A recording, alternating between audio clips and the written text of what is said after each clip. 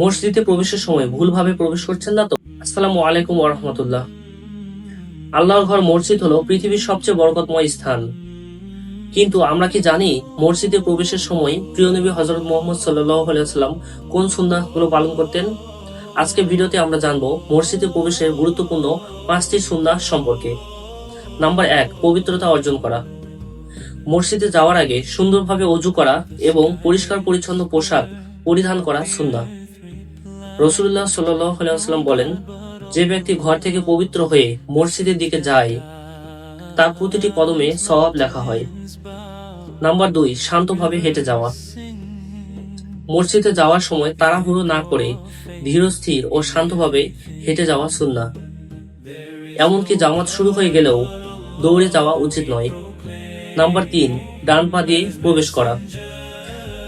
মসজিদে প্রবেশের আগে সবসময় ডান পা দেওয়া সুন্নাহ। আমাদের খেয়াল রাখতে হবে যেন আমরা সবসময় মসজিদের চৌকাঠ ডান পা দিয়ে পার হই। নাম্বার 4, মসজিদে প্রবেশে দোয়া পড়া। মসজিদে প্রবেশের সময় দরুদ পাঠ করা এবং দোয়া পড়া সুন্নাহ। দোয়াটি হলো আল্লাহুম্মা ফতাহ লি আবওয়াবা রাহমাতিক, অর্থাৎ হে আল্লাহ, আমার জন্য আপনার রহমতের দরজাগুলো খুলে দিন। নাম্বার 5, তাহিয়াতুল মসজিদ সালাত আদায় করা। মসজিদে প্রবেশের পর বসার আগে 2 রাকাত নফল নামাজ আদায় করা অত্যন্ত ফজিলতপূর্ণ একটি সুন্নাহ। একে তাহিয়াতুল মসজিদ বলা হয়।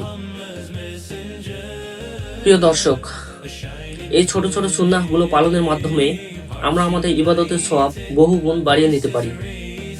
ইনশাআল্লাহ আজ থেকে আমরা মসজিদে প্রবেশের সময় এই নিয়মগুলো মেনে চলার চেষ্টা করব। ভিডিওটি ভালো লাগলে শেয়ার করে অন্যদেরও জানার সুযোগ করে দিন। আর আত্তাফাউল চ্যানেলটি সাবস্ক্রাইব না করে থাকলে এখনই সাবস্ক্রাইব করে দিন। আসসালামু আলাইকুম ওয়া রাহমাতুল্লাহি ওয়া বারাকাতুহু।